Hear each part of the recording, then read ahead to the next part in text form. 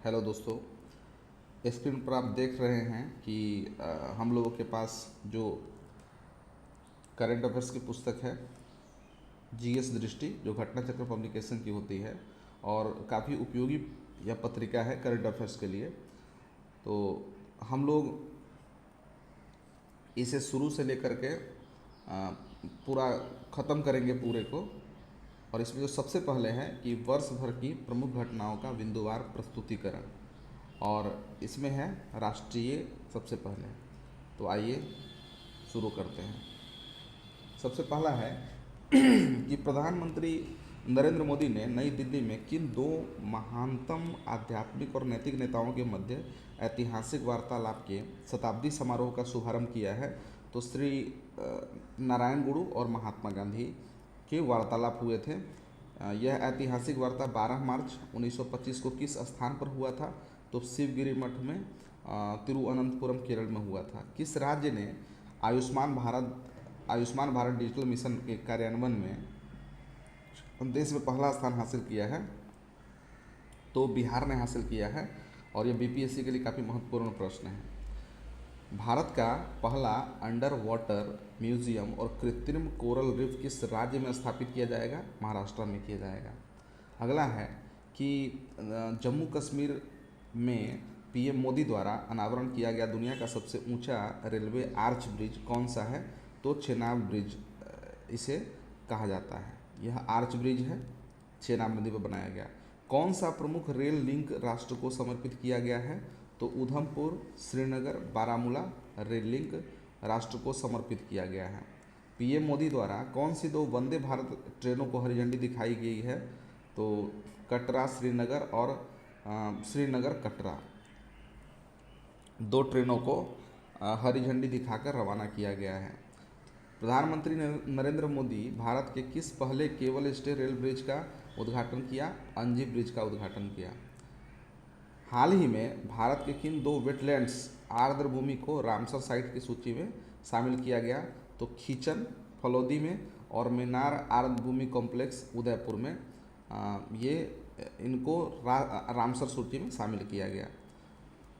क्या है? खीचन और मेनार आर्द्रभूमि कॉम्प्लेक्स उदयपुर, ये राजस्थान में है। प्रधानमंत्री नरेंद्र मोदी के आमंत्रण पर किस देश के राष्ट्रपति सैंटियागो पेना पालासियोस ने भारत की यात्रा की है? तो पैराग्वे के राष्ट्रपति सैंटियागो पेना पालासियोस ने भारत की यात्रा की है। भारत के किस संगठन के लिए 2026-28 के कार्यकाल के लिए चुना गया है? तो ECOSOC संयुक्त राष्ट्र आर्थिक और सामाजिक परिषद के लिए सदस्य के रूप में इसे चुना गया है 26 से 28 कार्यकाल के लिए। अगला है IICA का पहला क्षेत्रीय परिसर कहाँ स्थापित किया जा रहा है? न्यू शिलोंग टाउनशिप मेघालय में। IICA का पहला क्षेत्रीय परिसर कहाँ स्थापित किया जाएगा?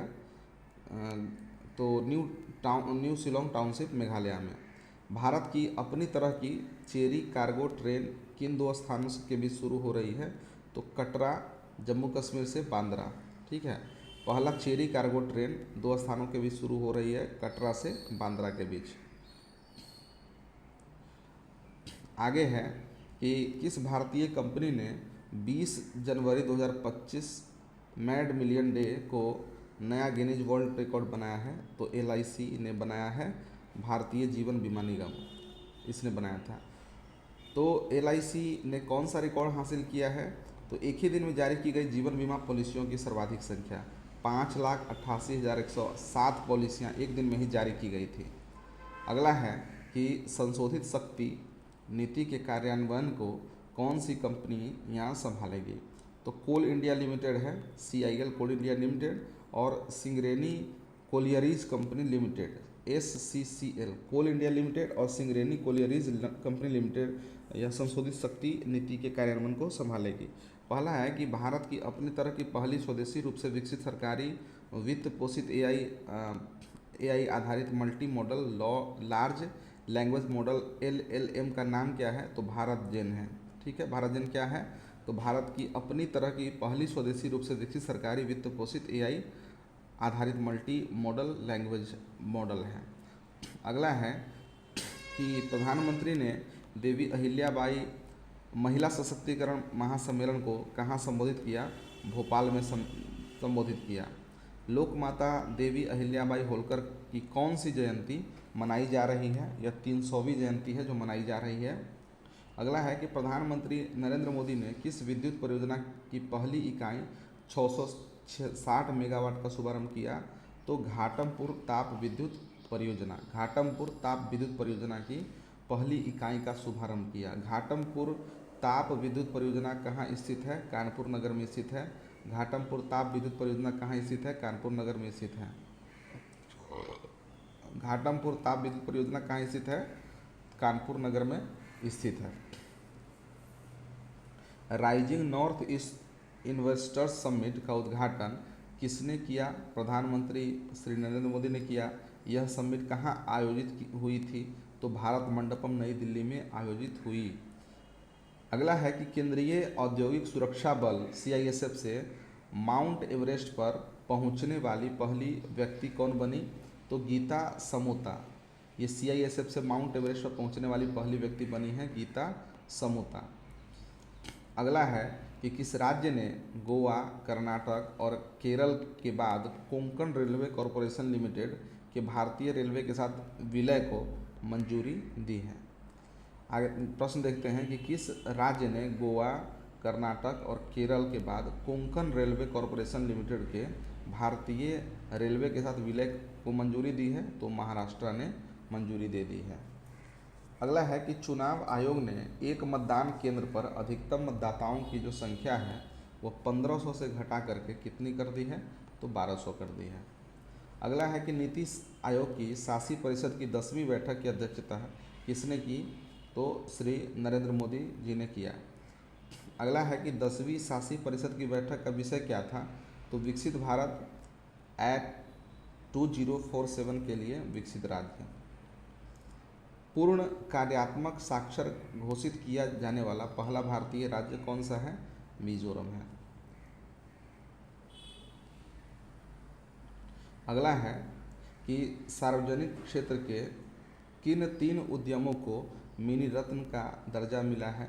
तो munitions India limited, MIL, armours vehicle निगम लिमिटेड, AVNL और इंडिया ऑप्टेल लिमिटेड IOL। तीनों को सार्वजनिक क्षेत्र के उद्यम हैं और इनको मिनी रत्न का दर्जा दिया गया है। अगला है कि दिन के समय बिजली की पूरी मांग को सौर ऊर्जा से पूरा करने वाला भारत का पहला जिला कौन सा बना है? तो दीव बना है। आगे है कि मार्च 2025 में जारी भारत में नदी डॉल्फिन की जनगणना के अनुसार किस राज्य में सर्वाधिक नदी डॉल्फिन पाई गई है? तो सर्वाधिक गंगा जो प्रवाहित होती है उत्तर प्रदेश में, तो इस तरह से आप याद कर सकते हैं। उत्तर प्रदेश कुल 2397 नदी डॉल्फिन पाई गई है। इसके बाद दूसरे और तीसरे स्थान पर बिहार कुल 2220 और पश्चिम बंगाल कुल 815। आगे है कि राष्ट्रीय प्रौद्योगिकी दिवस पर भारत में सीमेंट क्षेत्र के लिए पहला CCU टेस्ट बेड क्लस्टर किसने लॉन्च किया है? तो विज्ञान और प्रौद्योगिकी विभाग ने लॉन्च किया है। भारत में स्वतंत्र परिसर स्थापित करने वाला पहला अमेरिकी विश्वविद्यालय कौन होगा? इलिनोइस इंस्टीट्यूट ऑफ टेक्नोलॉजी होगा। यह पहला अमेरिकी विश्वविद्यालय होगा। इलिनोइस टेक का मुख्य परिसर कहाँ स्थित है? तो शिकागो USA में इसका मुख्य परिसर स्थित है। सुरक्षा बलों ने छत्तीसगढ़ तेलंगाना सीमा पर कौन सा नक्सल विरोधी अभियान चलाया? तो ऑपरेशन ब्लैक फॉरेस्ट चलाया। यह 21 अप्रैल से लेकर के 11 मई के बीच चला था। अगला है कि बिहार सरकार ने गया शहर का नाम बदलकर क्या करने का निर्णय लिया है? तो गया शहर को गया जी करने का निर्णय लिया है। भारत का पहला हाइड्रोजन ईंधन सेल चालित ट्रक किसने लॉन्च किया है? अडानी इंटरप्राइजेज ने लॉन्च किया है भारत का पहला हाइड्रोजन ईंधन सेल चालित truck. Hydrogen fuel cell truck खनन कार्य हेतु किस क्षेत्र में लॉन्च किया गया? रायपुर, छत्तीसगढ़ में। आगे है कि भारत सरकार ने प्रतिवर्ष किस तिथि को आधिकारिक रूप से आयुर्वेद दिवस मनाने का निर्णय लिया है? तो 23 सितंबर को आधिकारिक रूप से आयुर्वेद दिवस मनाने का निर्णय लिया है। और इससे पहले यह धनतेरस को मनाई जाती थी। किस शहर को देश का पहला भिक्षावृत्ति मुक्त शहर घोषित किया गया? इंदौर मध्य प्रदेश को। केंद्रीय मंत्रिमंडल ने इंडिया सेमीकंडक्टर मिशन के तहत नोएडा उत्तर प्रदेश में किस इकाई की स्थापना को मंजूरी दी है? तो 6ठी इकाई को मंजूरी दी है। यह इकाई किसका संयुक्त उद्यम है? तो HCL और फॉक्सकॉन का संयुक्त उद्यम है। आगे है कि भारत में मातृ मृत्यु दर पर विशेष बुलेटिन 20 से 22 के अनुसार 20 से 22 की अवधि में मातृ मृत्यु दर कितनी रही है? तो 88 रही है। यह प्रति लाख पर गिनी जाती है, तो प्रति लाख 88 मातृ मृत्यु दर दर्ज की गई है। आगे है कि किस शहर को विश्व स्वास्थ्य संगठन के आयु अनुकूल शहरों और समुदायों के वैश्विक नेटवर्क में शामिल किया गया है? तो कोझिकोड केरल का शहर इसे शामिल किया गया है। सौर ऊर्जा और स्वच्छ जल की उपलब्धता वाला त्रिपुरा का पहला हरित गांव कौन सा बन गया है? रंगाचेरा। अगला है कि केंद्रीय आयुर्वेदीय विज्ञान अनुसंधान परिषद ने किन 2 दुर्लभ आयुर्वेदिक पांडुलिपियों को पुनर्जीवित किया है? तो द्रव्य रत्नाकर निघंटु और द्रव्य नामाकर निघंटु। ठीक है, द्रव्य रत्नाकर निघंटु, द्रव्य नामाकर निघंटु, ये 2 दुर्लभ आयुर्वेदिक पांडुलिपियों को पुनर्जीवित किया गया है। और इसके पुनर्जीवक कौन है? तो केंद्रीय आयुर्वेदीय विज्ञान अनुसंधान परिषद। ठीक है, और द्रव्य रत्नाकर निघंटु और द्रव्य नामाकर निघंटु, ये 2 पांडुलिपि हैं। द्रव्य रत्नाकर निघंटु के लेखक कौन हैं? तो मुदगल पंडित हैं द्रव्य रत्नाकर निघंटु के। और द्रव्य नामाकर निघंटु किस विद्वान द्वारा रचित है? भीष्म वैद्य द्वारा रचित है द्रव्य नामाकर निघंटु। नवीनतम गणना के अनुसार भारत की जो तट रेखा है उसकी लंबाई 11,098.81 किलोमीटर है। और नई गणना में सर्वाधिक तट रेखा वाला राज्य कौन सा है? गुजरात है 2340.62 किलोमीटर। सर्वाधिक तट रेखा वाला केंद्र शासित प्रदेश कौन सा है? तो अंडमान और निकोबार द्वीप समूह है। इसकी तट रेखा की लंबाई 3083.50 किलोमीटर है। अगर राज्य और केंद्र शासित प्रदेश दोनों को मिला दे तो सर्वाधिक जो तट रेखा वाला राज्य है वह अंडमान निकोबार द्वीप समूह है, 3083.50 किलोमीटर। किस राज्य में भारत का पहला ट्रांसमीडिया मनोरंजन शहर स्थापित करने की घोषणा की? आंध्र प्रदेश को। इस शहर को क्या नाम दिया गया है? तो क्रिएटर लैंड। ठीक है, क्रिएटर लैंड घोषित किया गया है। किस राज्य में पहला ट्रांसमीडिया मनोरंजन शहर स्थापित करने की घोषणा? आंध्र प्रदेश में। और क्रिएटर लैंड इस शहर को कहा जाएगा। अगला है कि वर्ष 2025-26 के लिए संसदीय प्राक्कलन समिति का अध्यक्ष किसे चुना गया है? संजय जायसवाल को चुना गया है। और सार्वजनिक उपक्रम समिति का अध्यक्ष चुना गया है बैजयंत पांडा को। देश का पहला प्रमाणित ग्रीन म्यूनिसिपल बॉन्ड किस नगर निगम द्वारा जारी किया गया? तो यह जारी किया गाजियाबाद नगर निगम द्वारा। भारत का पहला समर्पित कंटेनर ट्रांसशिपमेंट बंदरगाह कौन सा बना? तो विझिंगम अंतर्राष्ट्रीय बंदरगाह बना है। विझिंगम बंदरगाह कहाँ स्थित है? तो तिरुवनंतपुरम केरला में स्थित है। किस अस्पताल में पहली बार 3D माइक्रोस्कोप का उपयोग करते हुए न्यूनतम चीरफाड़ वाला ग्लूकोमा शल्य चिकित्सा की गई है? तो यह army hospital research and referral नई दिल्ली द्वारा ऐसा किया गया है। अगला है कि भारत का पहला क्वांटम कंप्यूटिंग विलेज कहाँ स्थापित किया जा रहा है? तो अमरावती आंध्र प्रदेश में स्थापित किया जा रहा है। आगे पढ़ते हैं। और अमेरिका के किस नेता ने भारत की यात्रा की? 21 से 24 अप्रैल के बीच इनकी यात्रा थी। JD वेंस की, जो अमेरिका के उपराष्ट्रपति हैं। और इसी दौरान पहलगाम हमला हुआ था। पहलगाम जो कायराना हरकत हुई थी आतंकवादियों के द्वारा, तो वो हुआ था जब यह भारत की यात्रा पर ही थे। जेडी वेंस की पत्नी उषा वेंस किस भारतीय राज्य से संबंधित है? आंध्र प्रदेश से संबंधित है। आगे है कि भारतीय दूरसंचार सेवा निष्पादन संकेतक रिपोर्ट जनवरी से मार्च 2025 किस संस्था के द्वारा जारी की गई है? तो ट्राई के द्वारा, भारतीय दूरसंचार विनियामक प्राधिकरण के द्वारा जारी की गई है। मार्च 2025 के अंत में कुल इंटरनेट उपभोक्ताओं की संख्या कितनी रही? तो 969.10 मिलियन रही। और ब्रॉडबैंड उपभोक्ताओं की संख्या 944.12 मिलियन रही। मार्च 2025 के अंत में भारत में कुल दूरसंचार उपभोक्ता कितने थे? तो 1200.80 मिलियन थे। भारत का पहला मोदी मेमेंटो म्यूजियम कहाँ स्थापित किया गया है? तो मोतिहारी बिहार में स्थापित किया गया है। तो ये इम्पोर्टेंट है काफ़ी। बिहार से संबंधित यहाँ 3 प्रश्न आए, एक तो गया जी वाला और मोदी मेमेंटो म्यूजियम स्थापना वाला, और एक और प्रश्न था अपने प्रारंभ में ही देखा कि आयुष्मान भारत जो डिजिटल मिशन है उसमें बिहार का परफॉर्मेंस वो सबसे आगे है। अगला है कि पहलगाम आतंकी हमला कहाँ हुआ था? 22 अप्रैल को अनंतनाग में, जो बैतरन घाटी है वहाँ पर हुई थी, जम्मू कश्मीर में। भारत का पहला इंटीग्रेटेड लीवर हैबिटेशन लीहैब सेंटर कहाँ स्थापित किया गया? तो नई दिल्ली में यह स्थापित किया गया। इंडिया स्टील का 6ठा संस्करण कहाँ आयोजित हुआ है? तो मुंबई महाराष्ट्र में आयोजित हुआ। कोयला खनन हेतु पेस्ट भरण प्रौद्योगिकी का उपयोग करने वाला भारत का पहला PSU कौन बना है? तो यह साउथ ईस्टर्न कोलफील्ड लिमिटेड। यह क्या है, एक बार फिर से पढ़ते हैं। कोयला खनन हेतु पेस्ट भरण प्रौद्योगिकी पेस्ट फिल टेक्नोलॉजी का उपयोग करने वाला भारत का पहला PSU कौन सा बना है?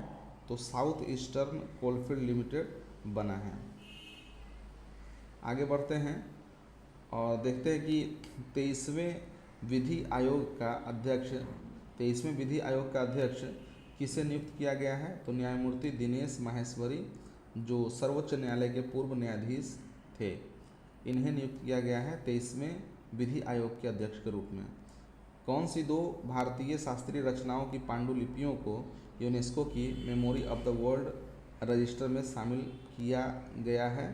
तो एक तो नाट्य शास्त्र जिसको भरत मुनि ने लिखा है, और श्रीमद् भगवद गीता वेदव्यास द्वारा लिखी गई श्रीमद् भगवद गीता, दोनों को यूनेस्को के memory of the world register में शामिल किया गया है। किस राज्य ने आदर्श संस्कृत ग्राम कार्यक्रम की शुरुआत की है? उत्तराखंड ने। किस ग्राम ने आदर्श संस्कृत ग्राम कार्यक्रम की शुरुआत की? उत्तराखंड ने। किस शहर ने सैनिटरी तथा बायोमेडिकल कचरे के 100% पृथक्करण, संग्रह और प्रसंस्करण का मानक हासिल किया? तो कराड़ शहर, जिला सतारा, महाराष्ट्र। किस शहर ने सैनिटरी तथा बायोमेडिकल कचरे के 100% पृथक्करण, संग्रह और प्रसंस्करण का मानक हासिल किया है? तो कराड़ शहर है, जिला सतारा, महाराष्ट्र में। अगला है कि उत्तर प्रदेश के कितने पारंपरिक उत्पादों को GI टैग प्रदान किया गया? तो 21 उत्पादों को GI टैग प्रदान किया गया। उत्तर प्रदेश का कौन सा क्षेत्र GI हब बन गया है? तो काशी क्षेत्र जो है वह GI हब बन गया है। बनारस के किन उत्पादों को भौगोलिक संकेतक टैग प्रदान किया गया है? तो इसे देखिए, शहनाई, तबला, ठंडई, लाल पेड़ा, लाल भड़वा मिर्च, तिरंगा बर्फी, भित्ति चित्र, चिरई गांव करौंदा। इसे एक बार फिर से देखें, बनारस के उत्पाद कौन कौन से हैं? तो शहनाई, तबला, ठंडई, लाल पेड़ा, लाल भड़वा मिर्च, तिरंगा बर्फी, भित्ति चित्र, चिरई गांव करौंदा, ये सभी है जिनको GI टैग प्रदान किया गया है। खास करके बनारस के अधिकांशतः जो उत्पाद हैं इनको GI टैग मिला है। किस मंत्रालय द्वारा पंचायत विकास सूचकांक PAI की पहली बेसलाइन रिपोर्ट 2022-23 जारी की गई है? किस मंत्रालय द्वारा? तो पंचायती राज मंत्रालय द्वारा जारी की गई है। और किस राज्य की सबसे अधिक ग्राम पंचायतों को फ्रंट रनर श्रेणी में रखा गया है? तो गुजरात के 346 ग्राम पंचायतें यह फ्रंट रनर श्रेणी में रखा गया है। गुजरात के बाद दूसरा स्थान किसका है? तो तेलंगाना का है। 270 ग्राम पंचायतों को इसमें फ्रंट रनर के रूप में रखा गया है। सबसे अधिक आकांक्षी ग्राम पंचायतें किस राज्य में स्थित में हैं?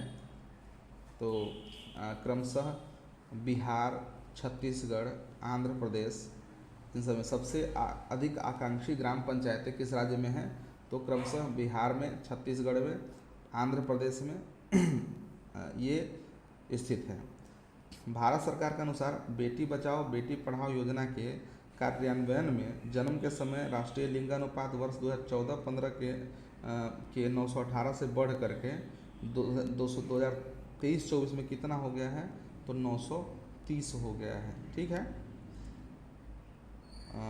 आगे बढ़ते हैं। राष्ट्रपति द्रौपदी मुर्मू ने किन देशों की 4 दिवसीय यात्रा की?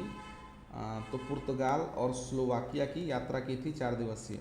किस यूरोपीय शहर ने राष्ट्रपति द्रौपदी मुर्मू को अपना मानद नागरिक सिटी की ऑफ ऑनर जो है दिया? तो लिस्बन, पुर्तगाल जो है इनको अपना सिटी ऑफ द ऑनर दिया। अगला है कि संयुक्त राज्य अमेरिका ने किस पाकिस्तानी कनाडाई आतंकी को भारत को प्रत्यर्पित किया? तो तहव्वुर हुसैन राणा को प्रत्यर्पित किया। संयुक्त राज्य अमेरिका ने किस पाकिस्तानी कनाडाई आतंकी को भारत को प्रत्यर्पित किया? तहव्वुर हुसैन राणा को। प्रधानमंत्री मोदी ने किस राज्य में 8300 करोड़ रुपए से अधिक की रेल और सड़क परियोजनाओं की नींव रखी? तो तमिलनाडु की। ठीक है, उन्होंने भारत के किस पहले वर्टिकल लिफ्ट सी ब्रिज का उद्घाटन किया? New Pamban rail bridge. New Pamban rail bridge.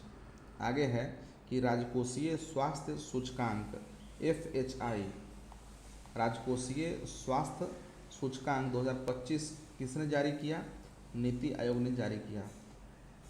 और इस राजकोषीय स्वास्थ्य सूचकांक में जो सबसे शीर्ष प्रदर्शनकर्ता राज्य हैं उड़ीसा, छत्तीसगढ़, गोवा, झारखंड और गुजरात। उड़ीसा, छत्तीसगढ़, गोवा, झारखंड और गुजरात, ये शीर्ष 5 प्रदर्शनकर्ता राज्य हैं राजकोषीय स्वास्थ्य सूचकांक के हिसाब से। किस राज्य में सबसे अधिक रेलवे स्टेशनों पर सौर ऊर्जा संयंत्र स्थापित हैं? तो राजस्थान में कुल 275 स्टेशनों पर सौर ऊर्जा संयंत्र स्थापित कर दिए गए हैं। आगे है कि उत्तर प्रदेश के किस जिले में कच्चे तेल का भंडार मिला है? तो बलिया जिला में मिला है। किस राज्य में डॉल्फिन सफारी बनाने की घोषणा की गई है? उत्तर प्रदेश के वाराणसी में डॉल्फिन सफारी बनाने की घोषणा की गई है। केंद्रीय मंत्री प्रहलाद जोशी द्वारा भारत की पहली AI संचालित सौर निर्माण इकाई कहाँ शुरू की गई है? तो सूरत, गुजरात में शुरू की गई है। भारत का पहला राज्य कौन सा बना जिसने विधानसभा में सांकेतिक भाषा की शुरुआत की? तो पंजाब ने सांकेतिक भाषा की शुरुआत की। भारत का पहला ग्रीन वेस्ट प्रोसेसिंग प्लांट कहाँ स्थापित किया जा रहा है? तो बिचौली, हप्सी, इंदौर में ऐसा किया जा रहा है। भारत का पहला ग्रीन वेस्ट प्रोसेसिंग प्लांट स्थापित किया जा रहा है बिचौली, हप्सी, इंदौर में। प्रधानमंत्री नरेंद्र मोदी को किस देश का सर्वोच्च नागरिक सम्मान grand commander of the order of the star and key of the Indian ocean दिया गया? तो मॉरिशस। ठीक है, यह मॉरिशस का सर्वोच्च नागरिक सम्मान है grand commander of the order of the star and key of the Indian Ocean. भारत के पहले बायोपॉलीमर प्लांट की आधारशिला कहाँ रखी गई? यह लखीमपुर खीरी में रखी गई। भारत के पहले बायोपॉलीमर प्लांट की आधारशिला कहाँ रखी गई? लखीमपुर खीरी, उत्तर प्रदेश में रखी गई। भारत का पहला बायोपॉलीमर प्लांट कौन सी कंपनी स्थापित कर रही है? Balrampur sugar mills limited. Bharat का पहला वर्टिकल बाईफेशियल सोलर प्लांट कहाँ उद्घाटित किया? ओखला विहार मेट्रो स्टेशन, नई दिल्ली में। भारत का पहला वर्टिकल बाईफेशियल सोलर प्लांट कहाँ उद्घाटित किया गया है? ओखला विहार मेट्रो स्टेशन। स्वावलंबिनी कार्यक्रम किस मंत्रालय द्वारा शुरू किया गया है? 7 फरवरी की बात है, कौशल विकास एवं उद्यमिता मंत्रालय द्वारा स्वावलंबिनी कार्यक्रम। स्वावलंबिनी कार्यक्रम का उद्देश्य क्या है? तो पूर्वोत्तर भारत की महिला उद्यमिता को बढ़ावा देना। गुजरात सरकार ने राज्य का पहला जैव विविधता धरोहर स्थल जो 32.78 हेक्टेयर का है, किसे घोषित किया? तो इनलैंड मैंग्रोव गुनरी स्थल कच्छ गुजरात। यह क्या है कि इनलैंड मैंग्रोव गुनरी स्थल कच्छ या गुजरात में है, तो गुजरात सरकार ने पहला जैव विविधता धरोहर स्थल घोषित किया। विश्व का पहला महामृत्युंजय यंत्र कहाँ स्थापित किया गया है? तो तपोवन आश्रम प्रयागराज में स्थापित किया गया है। विश्व का पहला महामृत्युंजय यंत्र 52 फीट का कहाँ स्थापित किया गया है? तो यह तपोवन आश्रम प्रयागराज में किया गया है। भारत के लोकपाल ने प्रतिवर्ष किस तिथि को लोकपाल दिवस मनाने का निर्णय लिया है? 16 जनवरी को। अगला है कि 18वां प्रवासी भारतीय सम्मेलन 2025 कहाँ आयोजित किया गया? तो यह भुवनेश्वर उड़ीसा में। तो उड़ीसा में यह पहली बार था कि प्रवासी भारतीय दिवस सम्मेलन मनाया गया। सम्मेलन में मुख्य अतिथि के तौर पर किसने भाग लिया? तो क्रिस्टीन कार्ला कंगालू, जो त्रिनाड टोबैगो की राष्ट्रपति है, उन्होंने मुख्य अतिथि के तौर पर भाग लिया। किस चिड़ियाघर में भारत का पहला वन्य जीव बैंक स्थापित किया गया है? तो Padmaja Naidu Himalayan zoological park Darjeeling. ठीक है, इस चिड़ियाघर में क्या किया गया कि भारत का पहला वन्य जीव जैव बैंक स्थापित किया गया है। ठीक है, Padmaja Naidu Himalayan zoological park Darjeeling का। आगे है कि केंद्रीय मंत्रिमंडल द्वारा किस नए रेलवे जोन को पूर्वव्यापी मंजूरी दी गई? यह साउथ कोस्ट रेलवे है। ठीक है, साउथ कोस्ट रेलवे। अगला है कि 76वें गणतंत्र दिवस समारोह के मुख्य अतिथि प्रबावो सुबियांतो, जो इंडोनेशिया के राष्ट्रपति हैं, यह मुख्य अतिथि थे। अगला है district level climate risk assessment for India report कहाँ जारी की गई? IIT दिल्ली में जारी की गई। District level climate risk assessment for India report जारी की गई IIT दिल्ली में। अत्यधिक उच्च यानी कि वेरी हाई सूखा जोखिम श्रेणियों में आने वाले 85% से अधिक जिले कितने राज्यों में हैं? तो 13 राज्यों में, और इसमें बिहार को सबसे ऊपर रखा गया है। तो बिहार, असम, झारखंड, उड़ीसा, उत्तर प्रदेश, महाराष्ट्र, पश्चिम बंगाल, कर्नाटक, तमिलनाडु, छत्तीसगढ़, केरल, उत्तराखंड और हरियाणा।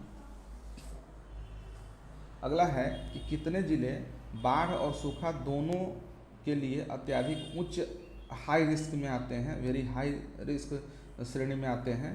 तो 11 शहर हैं और इसमें 11 ज़िले हैं।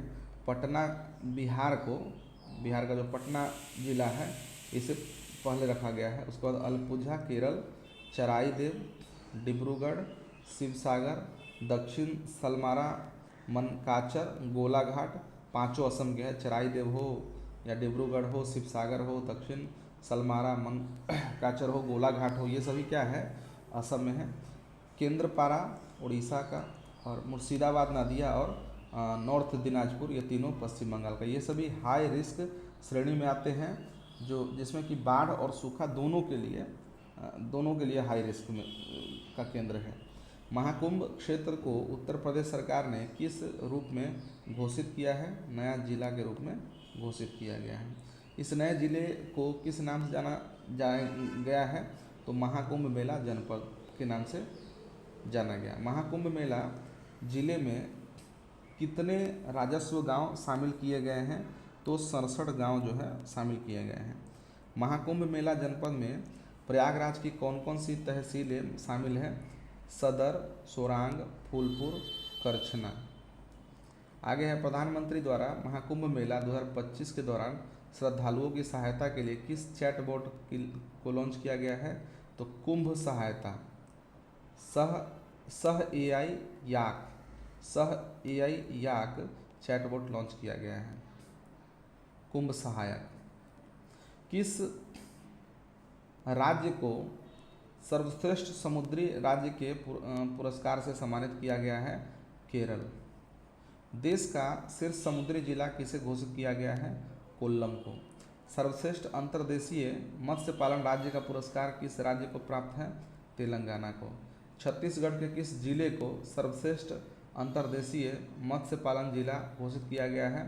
तो उत्तर बस्तर कांकेर को।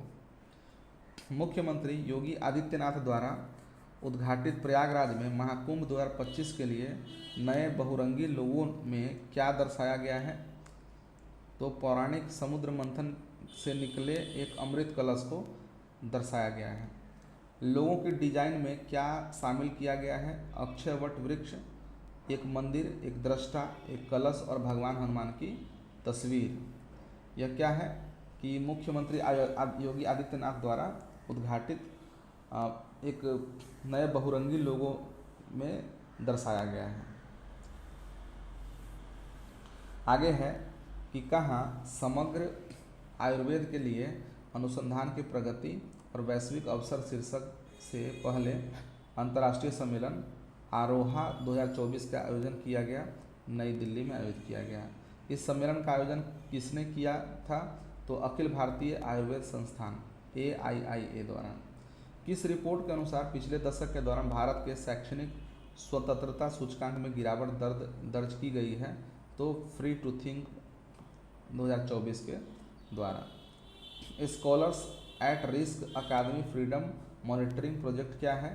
तो इसके द्वारा यह जो है रिपोर्ट प्रकाशित की गई थी।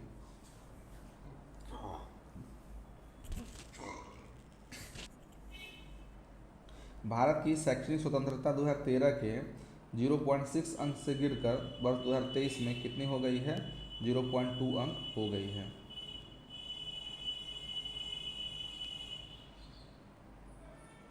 शैक्षणिक स्वतंत्रता सूचकांक के अनुसार भारत को अब किस श्रेणी में रखा गया है? पूर्णतः प्रतिबंधित श्रेणी में। किस राज्य ने स्वदेशी गाय की नस्लों को राजमाता गोमाता का दर्जा दिया? महाराष्ट्र का। महाराष्ट्र सरकार ने किस हवाई अड्डे के पुनर्नामकरण को मंजूरी प्रदान की? पुणे हवाई अड्डा को। पुणे हवाई अड्डा का नया नाम क्या होगा? जगत गुरु संत तुकाराम महाराज अंतर्राष्ट्रीय हवाई अड्डा। छठे राज्य खाद्य सुरक्षा सूचकांक में शीर्ष 4 स्थान प्राप्त करता राज्य? केरल, तमिलनाडु, जम्मू कश्मीर, गुजरात। केंद्र सरकार ने किस केंद्र शासित प्रदेश की राजधानी का पुनर्नामकरण करने का निर्णय लिया है? अंडमान निकोबार द्वीप समूह का। अंडमान एवं निकोबार द्वीप समूह की राजधानी का नया नाम क्या था? तो पोर्ट ब्लेयर। पोर्ट ब्लेयर का नाम बदलकर क्या किया गया? श्री विजयपुरम। किसने उत्तर प्रदेश में सैनिक स्कूल का उद्घाटन किया? जगदीप धनखड़ ने किया, उपराष्ट्रपति। इसका उद्घाटन कहाँ पर किया गया? गोरखपुर में। उत्तर प्रदेश सरकार ने किस विश्वविद्यालय के मुख्य भवन में वैदिक 3D संग्रहालय बनाने की मंजूरी दी? संपूर्णानंद संस्कृत विश्वविद्यालय, वाराणसी। उत्तर प्रदेश मंत्रिमंडल द्वारा डिजिटल मीडिया संबंधी किस नीति को मंजूरी दी गई? उत्तर प्रदेश डिजिटल मीडिया नीति 2024। ठीक है। उत्तर प्रदेश, देखिए इसमें से कुछ जो है जो ROARO के लिए दिया गया है, और आपको इसमें देख रहे हैं कि अगस्त 2024 का ही इसमें जो खबर है वो है। तो आपको पता होगा कि BPSC लगभग 1 साल पहले का ही पूछता है, तो इसमें अभी देखें, और अधिकांश तो उत्तर प्रदेश का है, तो उसे आप चाहे तो स्किप भी कर सकते हैं। खैर, उत्तर प्रदेश राज्य पिछड़ा वर्ग आयोग का अध्यक्ष राजेश वर्मा को नियुक्त किया गया है। देखिए, बिहार खेल विश्वविद्यालय एवं राज्य खेल अकादमी का उद्घाटन कहाँ किया गया? राजगीर, नालंदा में किया गया। केंद्र सरकार ने केंद्र शासित प्रदेश लद्दाख में कितने नए जिले गठन किए गए? जांस्कर, द्रास, साम, नुब्रा और चांगथांग। PM नरेंद्र मोदी की अध्यक्षता में केंद्रीय मंत्रिमंडल ने किस योजना को मंजूरी दी? प्रधानमंत्री आवास योजना शहरी 2.0। प्रधानमंत्री आवास योजना शहरी कब शुरू की गई थी? जून 2015 में। आपदा जोखिम प्रबंधन के लिए बीमा समाधान को कार्यान्वित करने वाला देश का पहला राज्य कौन सा है? तो नागालैंड है। ठीक है।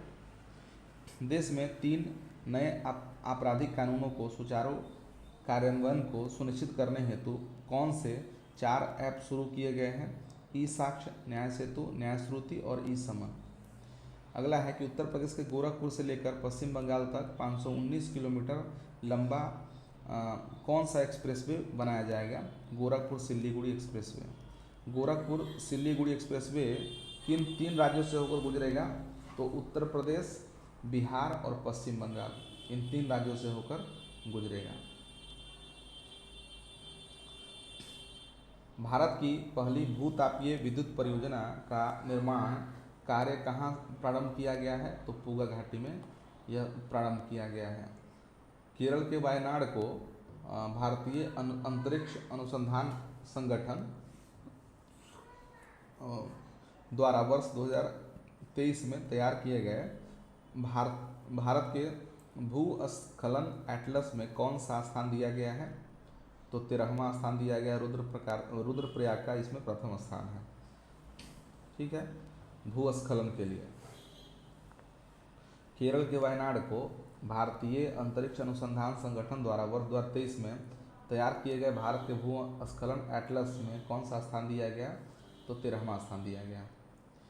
राष्ट्रपति भवन के दरबार हॉल और अशोक हॉल का नाम बदलकर क्या कर दिया गया? तो दरबार हॉल का नाम बदल करके गणतंत्र मंडप और अशोक हॉल का नाम बदल करके अशोक मंडप कर दिया गया है। भारत के 500वें सामुदायिक रेडियो स्टेशन का शुभारंभ कहाँ से किया गया? तो आइजोल मिजोरम से किया गया। तो इस प्रकार हम लोगों ने राष्ट्रीय घटनाक्रम को पूरा देख लिया। अब फिर हम लोग अंतर्राष्ट्रीय घटनाक्रम को